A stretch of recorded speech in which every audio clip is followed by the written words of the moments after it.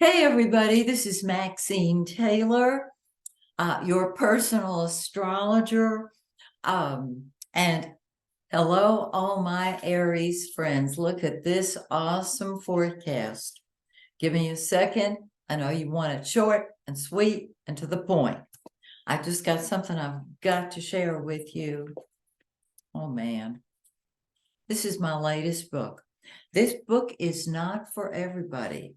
This book, however, is for the spiritual student who sees the same movie of his or her or their own life being played on a daily basis. Different people taking different roles in the movie that is their life, but the story is always the same. The pattern is predictable. And I asked Spirit, why do I, who know better, go back into my story? The name of this book is Secrets from the Womb. And it's subtitled The Hidden Pact That Runs Your Life. This was given to me directly from Spirit because I asked for it. And I'm sharing it with you. This is a simple 3-step, written perfectly for an Aries, 3 simple steps to release you from your movie and move you into the place that you long to stay in, the beauty, the truth, the quantum field, the present, call it whatever you want. I call it the magic. And the very first non-astrological book I wrote is called Move into the Magic. This book is the magic. There are testimonials from my students and clients. So if you are interested in what I feel is true freedom, you're ready for this book. Then I am going to start my next series of classes, online classes, group classes, in January. If you're interested, go to my website, MaxineTaylor.com. The information is there. Or if you've got questions about it, go to MaxineTaylor.com and shoot me an email and we'll talk about it. Okay? And finally, I am resurrecting my mentoring program. So many people have asked me if I was going to do that because they want one-on-one with me. They want me talking about them and their chart and their family, and that is your birth chart becomes your textbook. So if that's what you want, because you studied astrology perhaps for a number of years, or because you're really wanting to hang out your shingle as an astrologer and you need a little help, just go to my website once again and let me know. And as Joan Rivers used to say, we'll talk. All right, now let's look at your glorious forecast. All righty. Well, where do I even want to start? It's so beautiful. I'm going to start with Jupiter. Jupiter, the planet of money, the planet of truth, the planet of God's law, the planet of abundance of all good things, has been sitting retrograde in your second house of money. It's like the money is there. It's just hanging out, waiting to come to you. Jupiter's going to go direct the very last day of December. Jupiter stays retrograde much longer than Mercury or Venus. So hang in there. It is still delivering, but it's not delivering the way it will once it goes direct. Okay, so hang in there. All righty. All right, Venus, the planet of love and money and beauty. Yes, money. Jupiter and Venus are the good guys of the zodiac.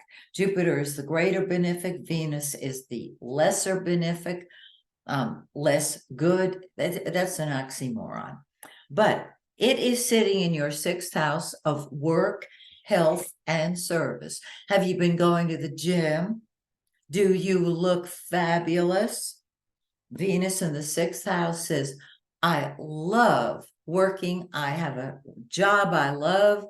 The sixth house is your health. There it is. Venus is blessing you in that arena. It's gorgeous. On the 8th, Venus goes into your seventh house of partnership. Blessing that. Are you married? Are you partnered? Do you want to be? After the 8th of the month, go for it. Your interaction with other people will be more loving. And I know, Aries, you shoot from the hip when you speak, but my suggestion is that you soften your words and use them lovingly, and you will attract more love that way. Okay, look at here. Isn't this wild? The sun is the center of our solar system, the center of our galaxy, our solar galaxy. It is the giver of life, and wherever it is in your chart, that's the area that comes alive. It has been in your 8th house of secrets, of transformation. Are people saying, gosh, you look different, you sound different, you are different? Whenever a planet is in the 8th house, it undergoes a metamorphosis. It is also the 8th house of other people's money, and so you can help other people create money just as you can do it with them mutually if you choose to. On the 22nd, it moves into your 9th house, and you take all the secrets, all the answers to the secrets that you have dug up when the sun was in your 8th house, and you put them into action. When the sun moves into your 9th house, you see a much bigger picture. Your vision expands, and you realize you had opportunities you didn't even know you had. I love it. All right. Mercury. Now, Mercury's going to move into the shadow of the retrograde. I've explained that in the introductory video, but very simply, when Mercury goes retrograde, which it does 3 times a year, everything gets confused. You do not start new projects, but instead you tie up the loose ends of unfinished business. All right. And so Mercury moves into the shadow of the retrograde before it goes retrograde for a couple of weeks. So it's going to go retrograde November 25th. It will go retro. It's going to go in the shadow, the shadow of the retrograde, November 25th. Then in December, of course, it will go retrograde. And then it will come out of retrograde, and it will go into the final shadow. There's a shadow before it goes retro and a shadow afterwards. When it's in the shadow, it feels like Mercury's retrograde. Mercury is not. It's in the shadow. But it feels like it. You do not start new projects on a retrograde Mercury. Instead, you tie up the loose ends of unfinished business. And with Mercury in the shadow, see what you can do to tie up loose ends before it goes retrograde in December. And we'll talk about that next month. Okay, it's what you think about and talk about. So Mercury in the 8th house, you're thinking about the secrets of the zodiac, the secrets in other people's lives, perhaps, the secrets in your own life, the secrets that deal with why you feel the way you do, why you think the way you do, why you act the way you do. And on the 10th, Mercury moves into the 9th house, and you go, oh, now I see what's going on. And you do. Think about travel at that point. That would be wonderful because Mercury rules travel. And lastly, Mars, the warrior. Mars has been in your 8th house of secrets, sex, joint finances, total transformation, but you're looking at hidden anger. On the 24th, Mars moves into your 9th house. You've gotten your answer and you're saying, I'm spreading my wings and I'm gonna soar. Do it. Absolutely do it. So we've got Mercury, the Sun, and Mars in Scorpio and then Sag. And Mars co-rules Scorpio. So that's a pretty intense Mars.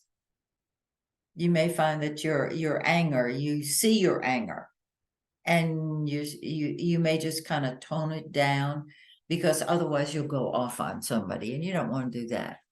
Okay. Well, maybe you do. Maybe, who knows? But my suggestion would be look and see who from your childhood drove you nuts and see if the person who's now punching that button doesn't remind you of that parent or that relative who really aggravated you when you were a kid. You can work through it with Mars in the 8th house.